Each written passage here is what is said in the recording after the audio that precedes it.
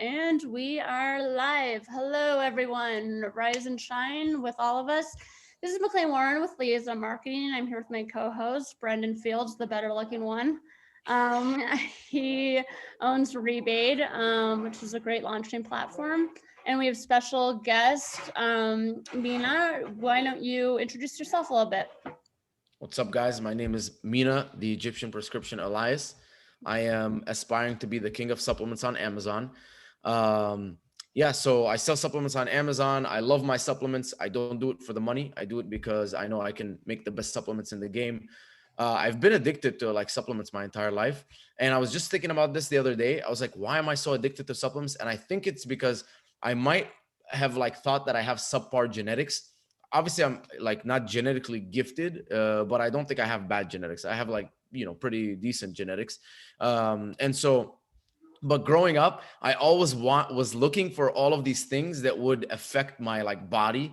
The answer has always been consistently working out really hard and dieting and having everything dialed in and recovering. That's what's going to make the biggest, supplements is just a little bit. But I was always like into that. I was like, and I remember like when I was 12 Wait, years wait, old. wait. Did you grow up like a shrimp? Like, were you like self-conscious as a little kid? I can't say like I used to look at Arnold and be like, I want to look like that. Like that was my idol. I mean, he still is my idol. Like Arnold Schwarzenegger, like that's what I wanted to look like. So growing up, like I don't know, I was like skinny, but I still kind of had like a little bit of abs, but I was like just like average. Like I was definitely athletic, but not like athletic build, like where you already see muscles and stuff. Like I was just like a normal kid.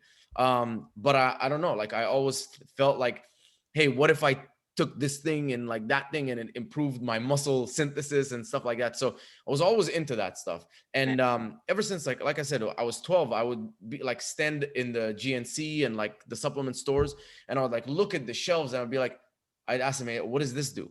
What does that do? What is creatine? What is glutamine? And the guys would hate me because so I grew up in Dubai. So it's not like here you go into a store and you ask a few questions. They're like, listen, get the hell out of here. It's like they were employees, and if they did anything like wrong, their boss would fire them. And in Dubai, you don't want to get fired because your existence in the country depends on you having a job. And so like you can't there's no homeless people there because you can't like live like you're either working or something, or you're like a housewife or something, or you're out. Like no one stays in the country. So like I had the luxury of like staying in there for like 2 hours while my mom was shopping. And I would I would literally stay there for 2 hours, walk out to the movie theater right across, look at what the movies are, and then walk back in. And the guy, I could see it in his face, the guy's like, oh my god, this kid like is asking so many questions. But I always loved supplements like beyond anything. And so when I got into college, so I used to take like supplements behind my parents' back initially. I like would sneak in like fat burners and stuff like that. They never knew about this.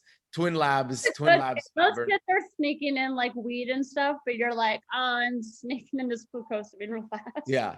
And I remember my mom, like finally when my dad let me get protein, I started taking protein, and I said, Dad, like there's this amazing thing called amino acids, like please. So finally I got amino acids, and the tablet was this big. And then I told my mom, hey, can you bring me like some amino acids? And she brought me one. She's like, oh my God, what is this? Do you know what this is gonna do to your body? And I told her, like, it's not gonna do anything. Trust me, like it's just amino acids. But to this day, my mom still says, Mina, did you ask the doctor if it's okay for you to be taking all of this protein? And I'm like, geez, it's like it's the culture there. It's like anything that the foreign, like they're like, dude, don't do it. Like it's gonna hurt you.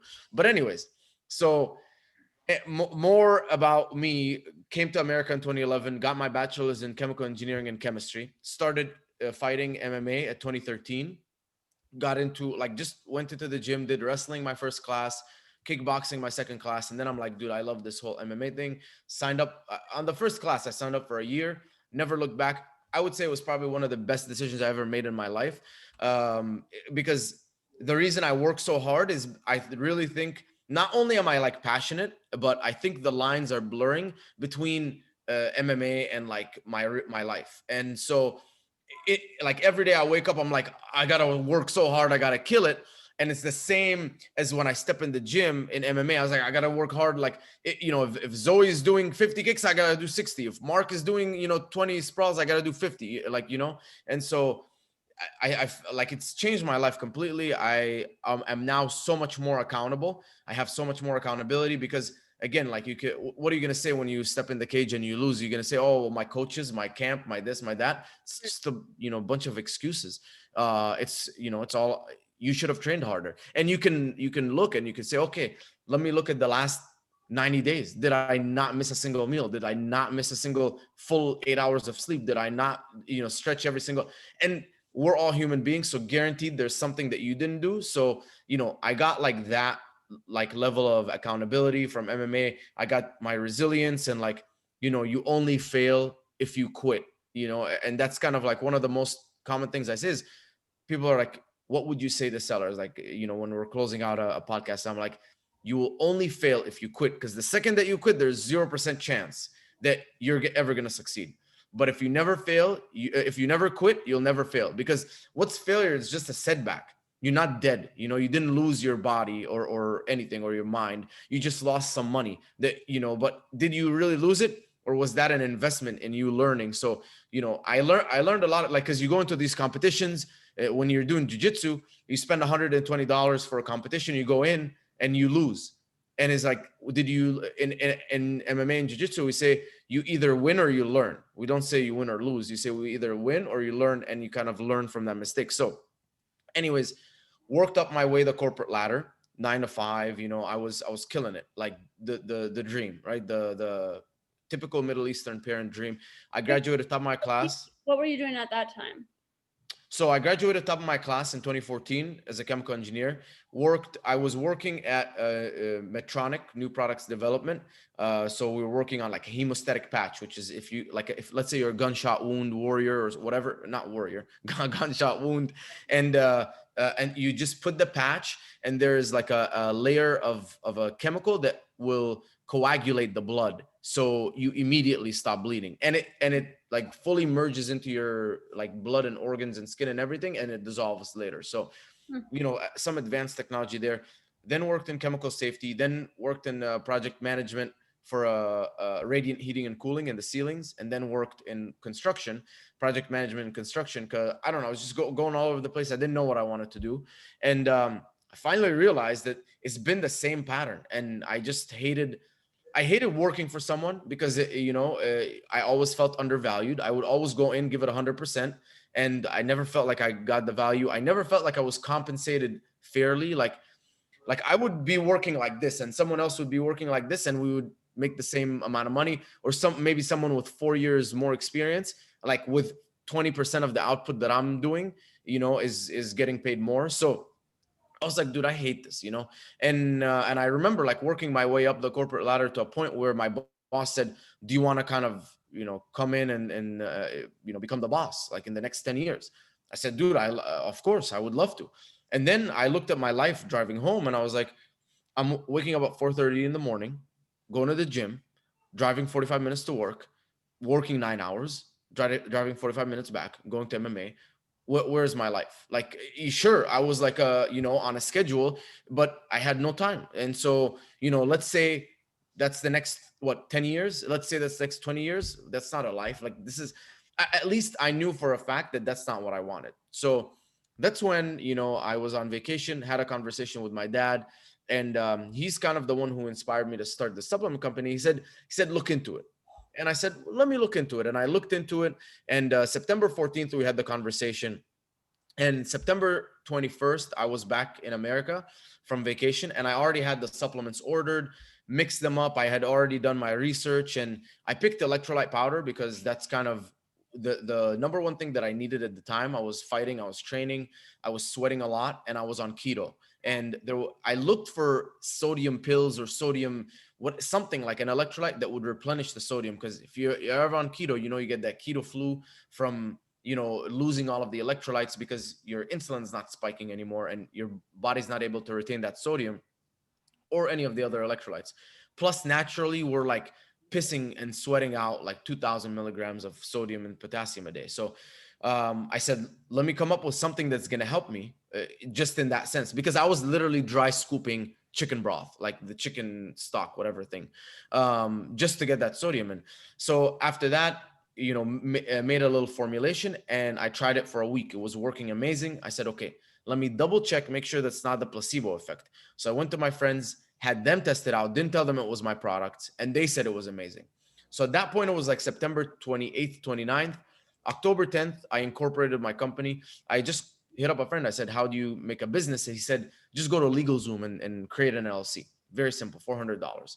Now I do it even cheaper, 150 in Wyoming. So you don't need money to start a business, really, just 150 bucks. I incorporated the business, announced it on Facebook, and a guy hits me up. He's like, dude, I have this MMA event November 2nd, which is 3 weeks later. Bring your product, make a banner, and I'll get you a free booth. And I said, oh, okay, that's cool. Free booth. And you might know this, Brendon, since you're in Connecticut. It's CES MMA. They hosted in Rhode Island. So it was in Rhode Island, a couple hours from us. And then I got a banner, made a website on Squarespace, but it wasn't even like an e-commerce website. It was just like a just go through the pages. That's it. Can't click on any buttons because I didn't know anything. I was a good engineer, horrible entrepreneur. And anyways, I show up to the event and I went with 40 units, 25 of them sold. And I said, wow, like, okay, that's cool. But everyone kept asking me, where can I find this? Now that's where, the famous lie that I came up with was, it's going to be on Amazon soon. This was just a soft launch. So I lied to everyone. I think my boy kind of like nudged me and he was like, oh yeah, Mina, it's going to be on Amazon, right? And so, because I had a friend with me to like kind of help me promote it. And I think that's like how it started. He was like, kind of telling people like how, like this was a big shot company, even though we just started. And so I went home. I was like, okay, I got to get it on Amazon. That's where I buy all of my supplements. I like the only reason today that I wouldn't buy a supplement on Amazon is so I can funnel hack my competition, which I still do. Like I'm buying, like I just bought another pre-workout the other day just to see if I add to cart, what's going to happen. If I visit their product pages, what's going to happen, like that kind of stuff. And right now their funnel kind of sucks. So what year did you start selling on Amazon? What year was it? So it was November 22nd, 2018. So November 2nd is when the conference happened. Deep dived into, the Amazon rabbit hole. November 22nd, I was up and running on Amazon. And then that's where I noticed like a few things were working. The more aggressive I was with PPC, the more reviews I was getting, my sales just started going up. And I remember like a few days in, I was making 10 sales a day, but I was spending $100 a day in PPC.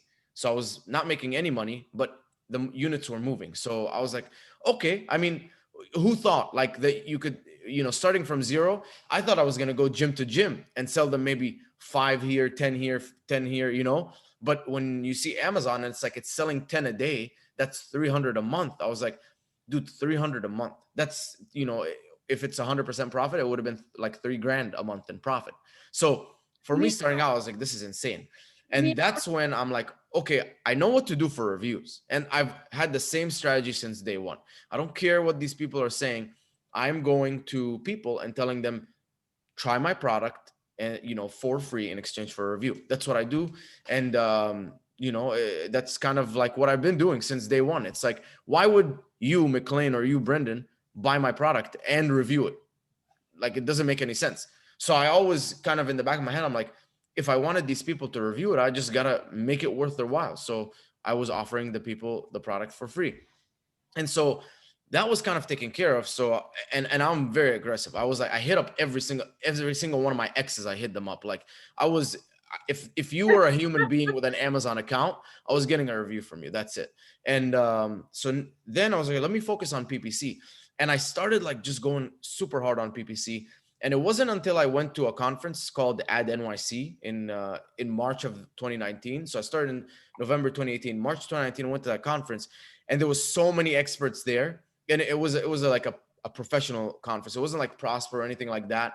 It was more like the level up, which is there's all 9-figure brands there, like 9-figure, maybe a couple $1 billion companies there. And so and I was like, it was $300 early bird. I was like, how the fuck is it so cheap? But anyways, I went there and the people were so knowledgeable and I kept like sucking all the information from them. I went home and I applied it, and everything started working better and better. And honestly, it was literally as simple as just trying a million things and making all of the mistakes and then learning. So basically, like, I probably made way more mistakes way faster than anyone else, is the reason that I kind of had that speed in growing the business. So Were you it was around April 31st. sorry to interrupt you. I just want to circle back to when you started. Were you just shooting from the hip, or like 100%. Okay, you didn't have any I still shoot from the hip today. Okay. That's how I shoot first, ask questions later. That's how I've always been. Ask for forgiveness later. Yeah, so that's exactly like my method. The other day I came up with a strategy, right, for PPC, and I told my employee, I said, implement this. The next day we had like $1,500 in PPC spend. He said, do you want to slow down? I said, no, keep it a couple of days. We went a couple more days, and I said, okay, slowed it down, and my sales doubled. Huh. Like for a SKU. Yeah. So I just like try things. Like I'm not afraid. I'm not afraid of anything. So because what's the worst is gonna happen? I'm not gonna die. So yeah, So it's like everything is fine. Like I'm not gonna be homeless. I'm pretty sure of that. So there's like a question that always comes to mind when I talk to people who sell supplements, and I always perceive, at least from my shopping habits, that when I look at supplements, and I used to take more, I still take some supplements, that I always look at the brand, and I'm a little bit wary of a company that I don't know. So like the big names, and you know what they are, like BSN and Muscle Farm and stuff. I think Muscle Farm. You didn't hear about the huge scandal? No, my best friend works for them. Okay, well, tell your best friend. Remember that the lawsuit they had because they were nitrogen spiking, which basically they claimed the Arnold series supplements had like double the amount of protein that was actually in there, and they did that by putting cheap amino acids. So when you do like the tests to see how much protein there's in there, they do it by looking at the amount of nitrogens in like the formula. And so when you put, because glutamine is all amines, ends in NH2 or NH3 or NH2. So they spiked the nitrogen to show that they had a higher protein content, and then they got sued when people found that they were claiming 25 grams and there was only like 13 grams. They were bought by somebody else, so I don't know. Maybe the new ownership. So maybe new management is nicer now, like not scammers. But the final part of the question is, like, do you find that difficult trying to get consumers comfortable with your brand, being that, as far as I know, right, you're not like in GNC and Vitamin Shop, or maybe you're working on that, but like, I always think that that's like a big challenge for supplement companies, is getting, because it's something you're ingesting, right? So it's not like a shirt I'm going to wear, something that, a toy, whatever it may be. Do you find that to be a challenge? And like, if so, what do you do to get consumers comfortable, other than just reviews, but like comfortable with your products? I guess ISO right now, that's being mandated, but like just where they feel like, hey, this is coming from a reputable, supplement manufacturer, and it's, is vetted, right? Yeah. So it's been, I think all along, it's almost like whenever you see a taco truck, if there's a huge line, you're gonna buy from it, right? And you don't ever question, you don't say, show me your FDA certification, all this bullshit, right? You just go and buy from it because there's a huge line. And so I kind of take a very similar approach. If people see other people doing it, they're gonna do it. And so how do I get that across? Now, reviews on Amazon, if you have a lot of pictures, yes. Another thing that I do is I add a lot of videos in my listing, and I make sure that it looks super real. So it's like, for example, I go to my friend like Mike, and I'm like, hey, Mike, listen, I'm gonna put the camera, like set it up as if you set it up yourself on a water bottle. So the angle's gonna kind of be sucky. And I want you to say like, so I got this like, hydrolyte, and taste it and be like, it's pretty good, been using it for a week. Okay. And so he'll do that. And then I'll send it to my boy, Justin. You see one of Justin, he's sitting, in his like almost like construction type clothes. He's, opening it, and he's like commenting. He's got like a super Southern accent. It's from like South Carolina. So it looks super authentic. So I've been doing that, but also a lot of it is I'm hitting up people, like an insane amount of people on Instagram that are my target demographic. So they're usually, people who tag gyms or certain gyms or whatever. So because if they tag the, like, let's say they tag the CrossFit gym, they're a CrossFitter, and that's my target demographic. So I hit them up and I'm like, hey, like, would you mind like trying this product? I'll send it to you. Just try it. Send us some content. That's it. It's a fair exchange. They say, okay, cool. So then I have my entire like Instagram feed, because people are gonna look for you. They say, okay, what is this hydrolyte thing? And they're gonna type in hydrolyte. So number one, make sure that you're everywhere, like Shopify, Facebook, Instagram, Pinterest, Twitter, and number two, all of it is just like people trying it. Is the content beautiful? Not even close. Like if you see some of the posts on my Instagram, it's like some guy who did like this, and his camera is like, like an old phone camera, like maybe iPhone 5 or something. But people see that, they're like, okay, so John and McLean and Brendan and Mike and Justin, they're all using it. Like, if they're okay, then I'll be okay. And that's kind of like the way that I go about it. Now, me personally, as someone who works in the supplement industry, I'm incredibly careful, because there's literally zero FDA kind of monitoring of what's going on. So I could today buy gummies, put them in a bottle, label them as elderberry immunity gummies with 1,000 milligrams of vitamin C, put them up on Amazon, and it's all good.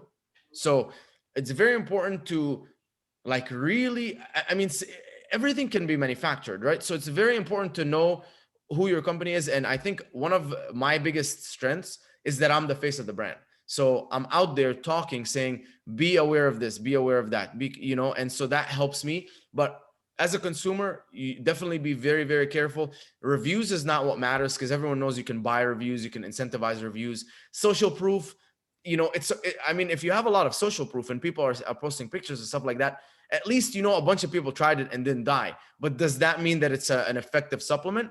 Probably not. So you have to be very careful. And I'm still working my way up there in, like, okay, I want to have like doctors kind of do honest evaluations of it, dietitians do honest evaluations, definitely having, like, let's say I go to the UCLA and I tell like this UCLA team trainer or whatever, be like, hey man, like, I'd love to get your comments on this, and even if I have to pay for it, things like that. That's where I really see a supplement standing out.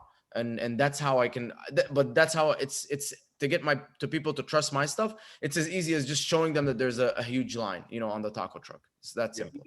I mean, it kind of speaks to what you're talking about, talking to doctors and professionals. Have you thus far actually utilized measurements and data to, it's one thing for someone to say, I work out all the time, I take supplements, and some might make me feel good, right? Like I might be like, oh yeah, that was a great workout. It may have something to do with the creatine shake I took, right? Mm-hmm. But that's not really like data driven. That's not like actual proof. Do you like actually measure the results that people have with regards to, are they improving their cardiovascular intake? Are they improving their muscle tone? Like, is that something that you've done yet or that you're interested in doing? So I've only done it once, and it was, I believe, towards the end, the middle of 2019, and I did a study where it was hydrolyte, pre-workout, and I believe it was just water. And we did like the time to exhaustion on a bike, the heart rate pattern on a bike. So we measured the heart rate of the same person biking, and then we randomized everything. And it showed that it was statistically significant that hydrolyte was improving the performance. But I mean, is that one study, like, people gonna really like believe that? Like, probably not, so having like one study, I don't think is like, there's a problem. And the problem is, people, I don't know how much people care about studies. They care about social proof, they care about what their friends are doing, they care about what Jennifer Aniston is doing, but not so much about, what's the studies, who's the doctor behind it. Now, if my entire brand was angled like Dr. Berg, where there's a doctor who's the face of the brand, who's constantly throwing science at you, maybe. But in this case, I did do the study. It did not even affect anything. People didn't even read it. And I sent it to most people, a lot of my friends, and they're like, dude, I mean, what is it? I don't even know. How can I even validate if this is true or not? Yeah. They don't even know what a peer-reviewed study is. Yeah. And I do believe, especially with supplements, people are going to be loyal to what makes them ultimately feel good, even if they don't know why they feel good, if they don't know the science behind it. Like at the end of the day, if they like the flavor of something, if they like the way they feel, they're going to be loyal to that brand. And so I do agree that at the end of the day, social proof is probably a lot more valuable than medical proof or proof. Yeah, 100%. And that's another reason why I've been getting very deep into articles and all of that kind of stuff, like blog posts, because if someone types in my brand name or like they see it on Amazon and they're like, this looks like a pretty good thing, it's got good reviews, it's a good price, let me do a little bit more research, and they type it up and they see like 15, 20, like if the whole Google page has an article about the 5 best electrolyte powders, or 5 ways to improve your marathon running time, and it's like you see all of these different things that are all like linking to the product, then people are gonna be like, okay, like it's got presence. It's not like a random unknown thing. It's got presence. It's been mentioned in many. It makes it legit. And there's a big difference between what is actually legit and what people consider is legit. So anyone on Instagram with a blue check mark, people consider legit. Now there's someone who's doing $100 million a year in sales, and like just maybe has like 5 pictures up there, and maybe not much about him on the internet. That person is not legit. And so that's how people evaluate you. Like that. So that's basically kind of the same thing. It's like what actually makes a supplement legit: clinical studies, research, approvals from doctors, things like that. What do people consider as legit? A lot of like mentions out there, you being in a store, social proof. So other people have used you, and maybe a bunch of like video reviews on your product. That's what I see people in the supplement supplement consumers consider as something being legit. And so there's a big difference. Yeah. And speaking about reviews, so something that I say all the time to sellers that I speak to is like, and so you use the example of like a review in exchange for getting the product for free. A lot of sellers are doing something like that, quietly, or having friends and family review their product, and getting those initial reviews is important. However you do it, but you can't forget that you need a good quality product, because you'll be fighting bad reviews forever if you have a cheap, crappy product that you're just keeping afloat by getting reviews, in exchange for getting the product for free. Or you eventually, even if you do have a lot of Instagram followers or a big family, you're not going to be able to sustain that. So like, I think just making that little caveat is sellers do need to focus on their product and making sure that the product you're selling is something that you would use yourself or your family members would use, or something you actually are proud of, which obviously, in the case of your product, obviously I can tell, is the case. But that is, I think, something that sellers need to remember is, it is about making a quality product as well. 100%. It all starts with making a really good product. And I think that's the only evergreen way, of making, of selling anything, is you're creating a solution to a problem that's better than everyone else's solution. So it all begins with a good product. Because like I know so many people who are selling products that are not the best, or maybe just white labeling supplements or whatever. But that's just a short-term thing. It's, if you ever want to build something as big as Optimum Nutrition or whatever, BSN, you'll never get to that size unless your products are really high quality. So Mina, what would you say differentiates your product from all the, I just looked it up. There's over 2,000. I'm surprised it's not more, but over 2,000 electrolyte powders. What makes yours better? Okay, so the reason that mine is better is of a few things. Number one, I wanted a much higher dose of electrolytes than everyone else. So an electrolyte powder is any powder that has electrolytes in it, but I didn't want it to just be a powder that has electrolytes in it. I want it to be, fully something that can replenish your entire, not entire need of electrolytes, but like heavily supplemented. And so for people who are drinking like me, I drink a gallon of water a day. I'm sweating a ton in MMA. I needed a large amount of electrolytes. So a little bit of electrolytes wasn't going to cut it. Most companies you'll see has 100 milligrams here, maybe 50 milligrams of, some of them don't even have magnesium. And so I wanted something that was really high dosed. I also looked at the entire competition. Most people were using sugar or nothing. And the reason people use sugar is because it will, there was studies showing that the body can absorb electrolytes without sugar, which is fine. But that's old school. There's new studies that show that your body can absorb equally the same amount of electrolytes with amino acids like taurine, glutamine, whatever. And so I said, okay, I'm looking for a performance. I'm making a performance supplement as a performance athlete. So what's the most performance enhancing amino acid? It's taurine. So I created a blend with taurine at the forefront, and then, a bunch of other amino acids to kind of supplement that, to really help drive the nutrients into the electrolytes into the cells of the muscles, while avoiding any of the sugar. And so then the final thing is, I really wanted to be economically priced.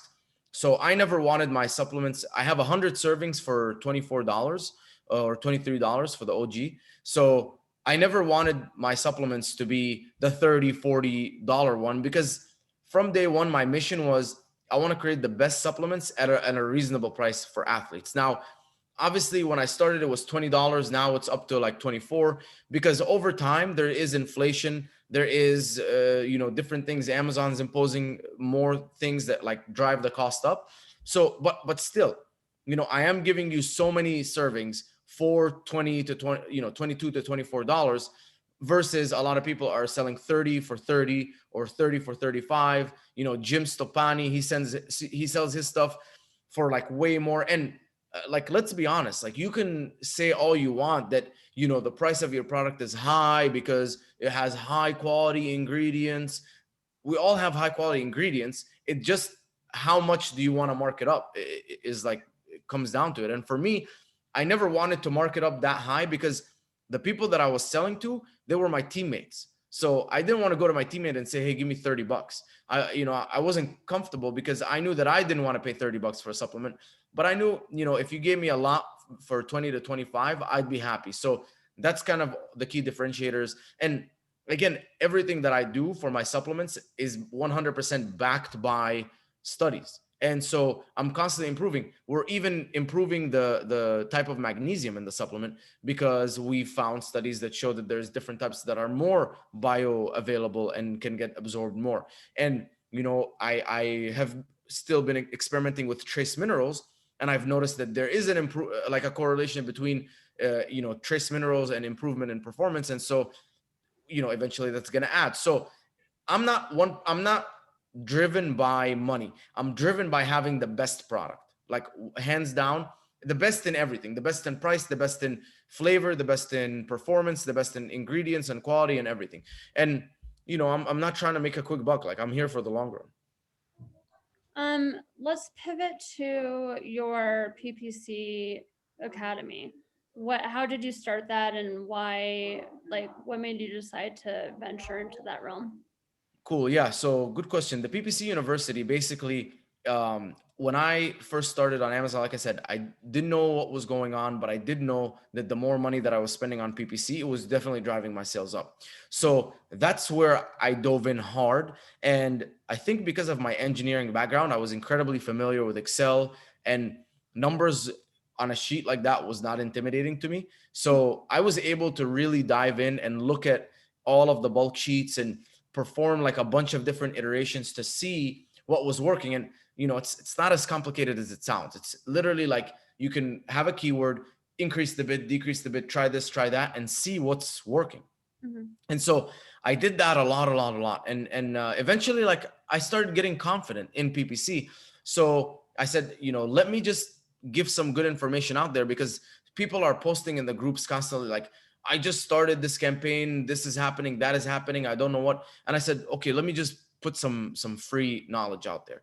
So I started posting a video a day about it. And one video was auto campaign, one video was close match, loose match, complements, substitutes, exact, broad, phrase, category targeting, product targeting, this and that, and bulk sheets optimization, all of these different things.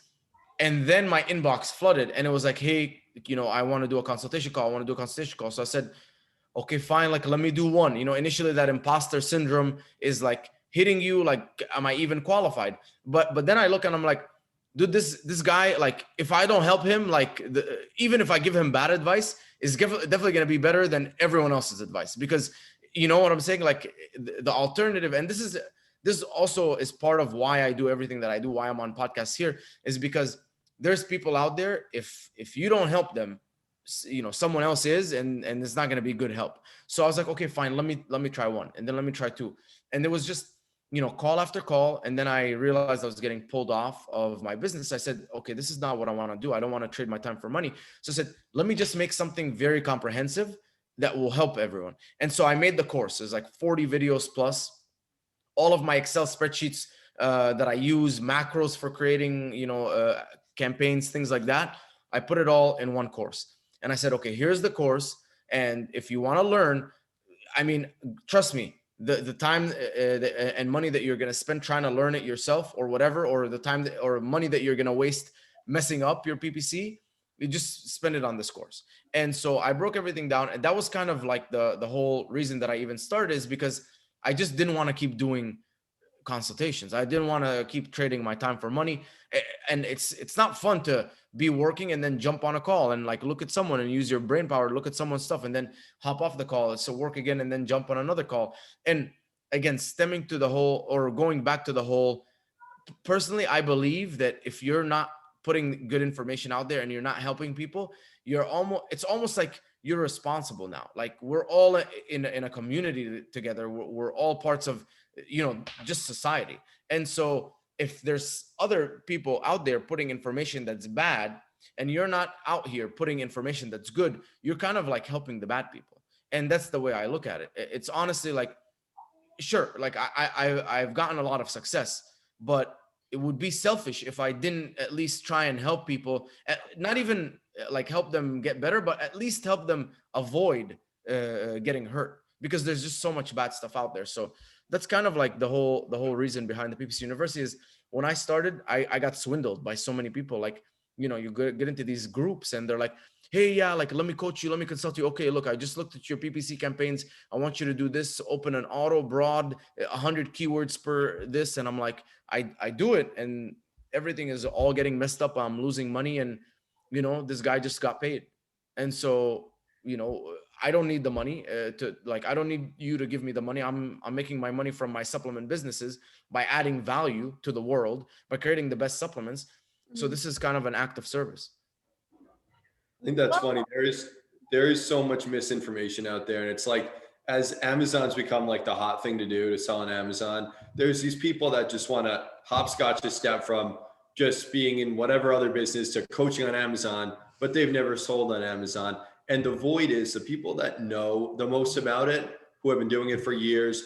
They don't have time really to do, a lot of consultations and coaching, because they have a successful business to run, right? So like, you do see that void, developing. And honestly, that I feel like that's on them. Like, those successful people, if you don't want to share, I get it, but like, we have this group responsibility, like this, almost like a society responsibility. Like, if we were a society back then and, there was a kid and his parents like were killed in war or something, it's kind of like society's responsibility. Like, hey, at least like help that kid. It's kind of the same thing. Like, I get it, you're successful and you're killing it, but at least like give a little bit back. And for me, to be completely honest, this is personal branding for me. So as my personal brand grows, then I'm able to monetize on, but whenever I'm monetizing my own products. It's things, solutions to problems. So yeah, it does help me, but at the end of the day, even if it, like, everyone knows, like, I take the time to answer questions on posts. I take the time to, people are sliding in my DMs day and night, and I'm like, I'll just send a quick voice note, do this, do that. It takes me 2 seconds, but you got to give back. I honestly, and I believe in that energy, and I believe that it all comes back to you. So this is kind of like, the reason that I do it. The PPC University is a little bit different though. It's like, okay, if you need that amount like of knowledge all compressed and organized, pay for it, because it's going to save you way more than if you did it yourself or learned the hard way. And I mean, dude, I paid $120,000 for college. Like, you can't afford to pay $1,000 to learn something that's going to save you so much money. Like, doesn't, there's stuff like it's messed up right now with where people are spending their money and their time. Mm-hmm. Well, I would say, based on this conversation, Mina, it sounds like you had a very supportive family. You had awesome education. No, they're not. No, I paid for it myself. The 120,000, I pay, it's student No, loans. I just mean, like, your dad, like, helping you, start up the brand. Oh yeah. Now you're an MMA fighter, you have a successful company, you have an academy, university. And I know you started a podcast recently. So Yeah. You're pretty much on fire right now. I'm trying.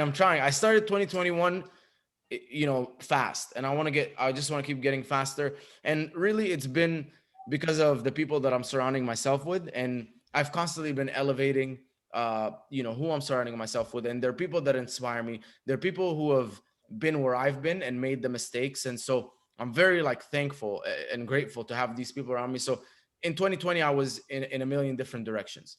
And in 2021, I started very, very focused. And it was as simple as every morning I set what my priorities are. So every morning I look at my to-do list. I look at everything that needs to be done for every single business, for everything. And I'm like, okay, let's organize this. What is the most important to the least important? And then start working on the most important. And every day, because I'm setting my priorities, it's been helping me stay 100% focused. And I was kind of, when you see that circle and you see like energy, then you see another circle and it's like all energy in one direction. And so I used to be that circle with all the energy in other direction, and now I'm just in one direction. And so I'm able to accomplish so much more in a lot less time, just because of having that focus. And I think it all comes down. One thing that I've always said is find a mentor early on. It doesn't have to be like a coaching mentor, blah, blah, blah. Just find some people who have time, like maybe 10 minutes a day or maybe a half hour every week, and just chat with them. And don't rely on them to help your business, but say, hey, like I have a question, man. Like, I'm thinking about doing this and this. What do you think? And then, like, so many times I go to these people, I'm like, hey, I'm faced with this situation. What do you think the best course of action is? Like, oh, I was in that situation, a few years ago. This is what I did. This is what happened. I think you should do this. And, you can avoid a lot of the mistakes, and not just avoid a lot of mistakes. You'll get there a lot faster because you have someone who's already, been through the road. So it's like if you started an Amazon business with me, like if we together today start an Amazon business. Offering? No. I'm just saying, if we start an Amazon business today, you and me, and you just started selling on Amazon or don't know anything, and it's me, probably everything that I accomplished in 2 years, I can help you get there in 6 months. Right. And then I'm like, all right, now you're good, because you're implementing all of my SOPs, you're implementing all of my accounting. Here's all the mistakes that I did. Here's what I did. This is my schedule. This is, optimal routine for doing things. Here's all the things you should look out for that are gonna, make mistakes. And I don't do that, but I'm saying, like, that's like the ideal. And so a lot of times I also think back, I was like, man, I wish when I first started my Amazon business, I went to work for someone who's super successful on Amazon, because initially when you're starting, you need money. So you can't just quit your job and do Amazon, because you're not going to get any money from Amazon. So that's where, when I was doing that, if I wasn't working in construction and went to work for someone who's super successful, maybe a supplement seller who's super successful selling a legitimate supplement brand, not like, trying to make a quick buck on Amazon, I would have learned so much. I would have expedited the process. But again, it's all good. All the mistakes that I made, they made me stronger. Yeah, and I would say, and Brendon, you can speak to this yourself, but I personally feel like when I started really getting into this industry, I was shocked how open people were and how willing they were to bring you in and to mentor you and to give advice. there never felt like there was a bunch of competition. It was like we were all in this kind of together, and the more information we can share, the better off it is for everyone. So Yeah, I for definitely like sure. that philosophy for sure. And build the relationship. I feel like so many people hit me up literally, like I open the messenger and the first message is a question, and I'm like, dude, like at least like try How like am I? complimenting. How's my Hey, dog? how's it going? I love what you did with this thing, you know. I love hydrolyte something, you know, even if it's a lie, but like at least make me feel a little bit good before you ask me 6 lines of like, I did this and my stock is stuck in like the 200, you know. I'm like, geez, like relax. Awesome. So yeah. Yeah. Yeah. A tip for all the newbies out there: build some personal relationships. Mhm. I also think I'm circling way back, but I like how you tie in, you know, you have a discipline and that's MMA, you know, and you've utilized those skills and that discipline to apply it to many aspects of your life. And I think it's a good practice for anyone to do if they can just find something in their life, you know, that they really succeed at and that they love, and they figure out, well, why do I love it? And what are the steps I take to ensure I better myself at it? When you apply those, you know, theories and those practices into other aspects of your life, you will find success. 100%. Yeah. And you know, I was blessed to find MMA. It's not for everyone, obviously. Like if you know, there's some people who will get weirded out by it, but you know, just find something. And I honestly believe that you need to treat it as a competitive, like anything competitive. Like even if it's a music, like be like, okay, I want to get to a point where I perform on stage. Is it gonna be, you know, your number one priority? You want to be like a, you know, Elton John or whatever? No, but like, you know, once you set that competitive bar, you, it's different, right? Because it's different if I just went to MMA every day and you know, like, okay, it's cool, I'm learning, but it's also very different where it's like every single minute that I am not focused on getting better, my opponent is, and I'm losing. And so then it really changes the way that you do things and the way that you know, you view your training and you view your lifestyle. And really like getting into a competitive like nature with something like that, it will translate into your business life and into your personal life. So even in my personal life, everything that I do is very intentional. It's the same way that I plan my meals. I'm planning, I have a list of like all of my friends, and I have a list of categories of every activity that I like to do, whether it's hiking, like swimming, whatever it is. And I have them all categorized, and I have notes like, this is, I mean, you got to take it to the next level to have the best of everything. So that's the reason, you know, that I can, you see me, okay, he's working out, he works on his business, and he has time to do fun stuff, and all this stuff is because it's very, I do it competitively, almost like I competitively network. I competitively, and it's not because I'm trying to win at networking, but it's because like I said, the lines are blurred from MMA. It's like, I'm competitive. I'm doing everything at the same pace. And so once you do everything in that level, you can have it all. Like you can have the freedom of time, you can have the money, you can have good relationships, you can have just everything, you know, you can give back to the community, you can do it all. But if you just think that it's going to fall in your lap, that was like the number one biggest mistake that I ever made in my life. And that predates like the Amazon days. Is I always thought, well, hey, you know, just you know, getting a good degree and being, you know, top of my class is going to be good enough. It never, the opportunities never fall in your lap.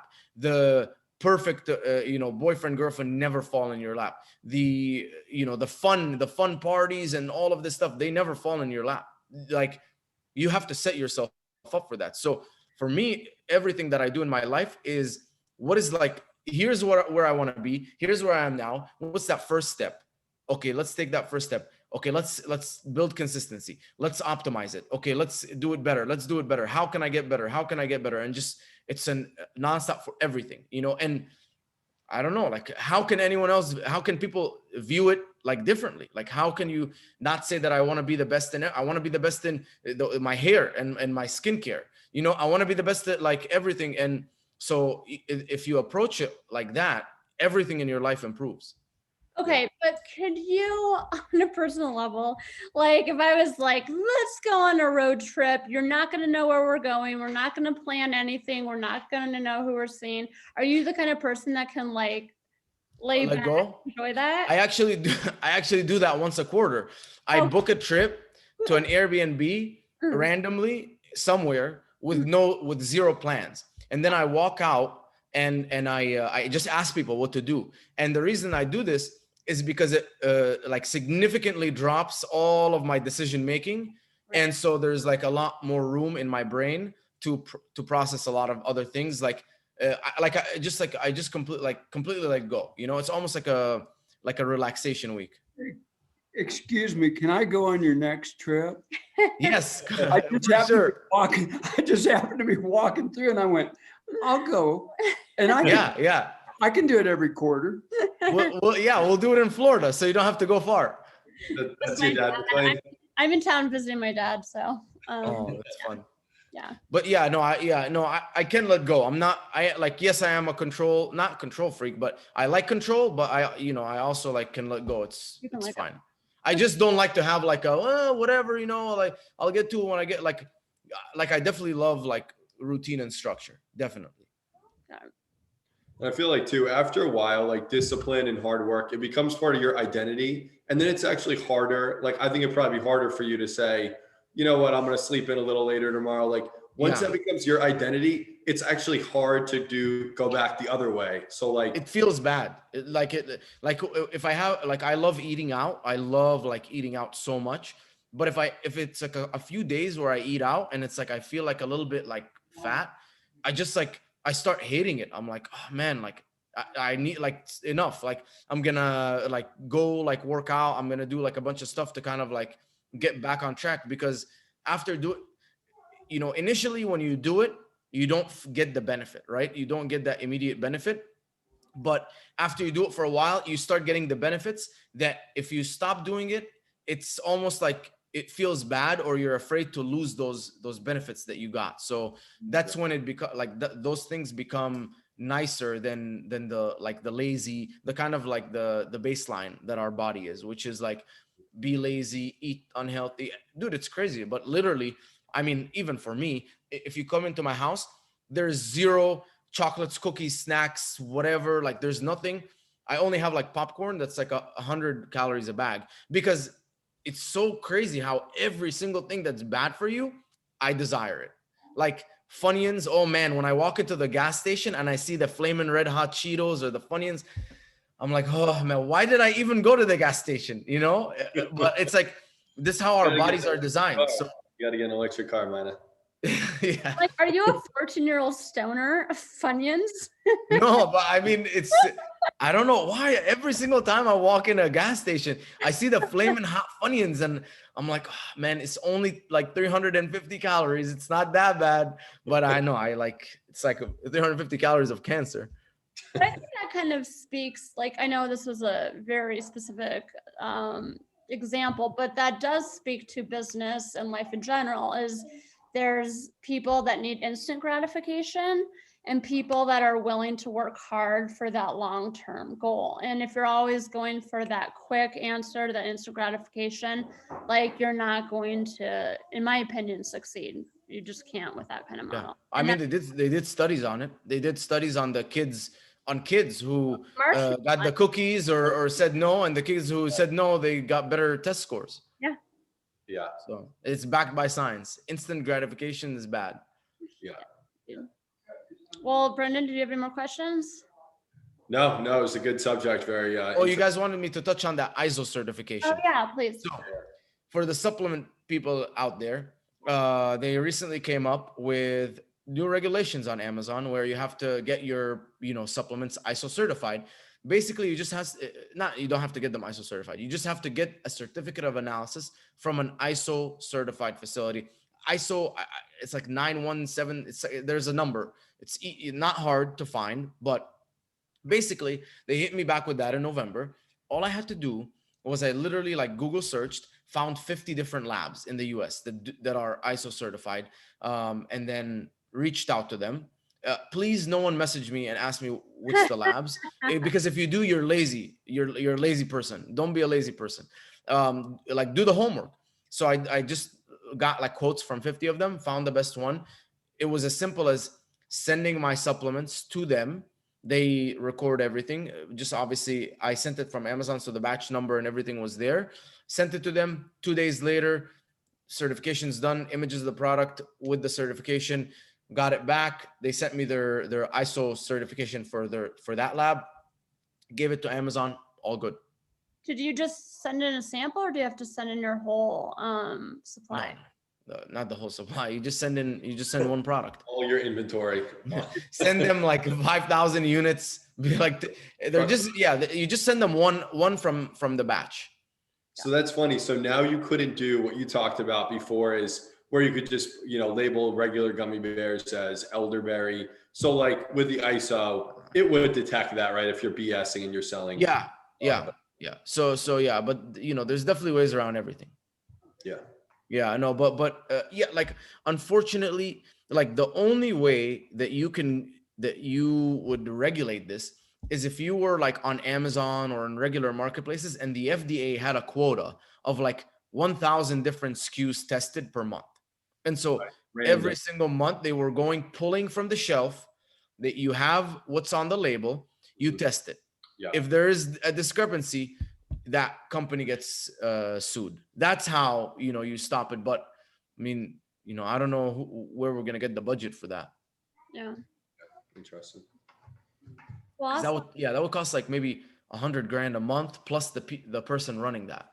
So it would definitely like cost like it would cost the FDA like, at least if they were doing it for 1,000 SKUs, that would be $100,000. Yeah, probably like $150,000 a month. But obviously the FDA and so much red tape, it probably cost them even more. Yeah. It's not really much for the FDA. I mean, even 150,000, it's a government agency, but man, you would think that. But yeah. I worked in construction on like New Haven Rail Yard. I worked at the New Haven Rail Yard, so I would sit in meetings with the government. I would be like, we need to do this, and man, let me tell you about these budgets. Like, asking for $2,000 more, it was like I was asking them to cut their arm off, and I'm like, dude, but government budgets, man, it's rough. Yeah. It's not easy to get 150K. I'll tell you that. Yeah. Awesome. Well, Mina, it was so awesome having you on the show. I know you're super busy. You little trendsetter, you. But we really appreciate you being on the show, and you dropped some awesome knowledge and was very inspirational. So thank you guys for having me. I appreciate it. Yep. So Mina Elias and Brendon Fields, I'm McLean Warren, and thank you all for watching, and we'll see you next time.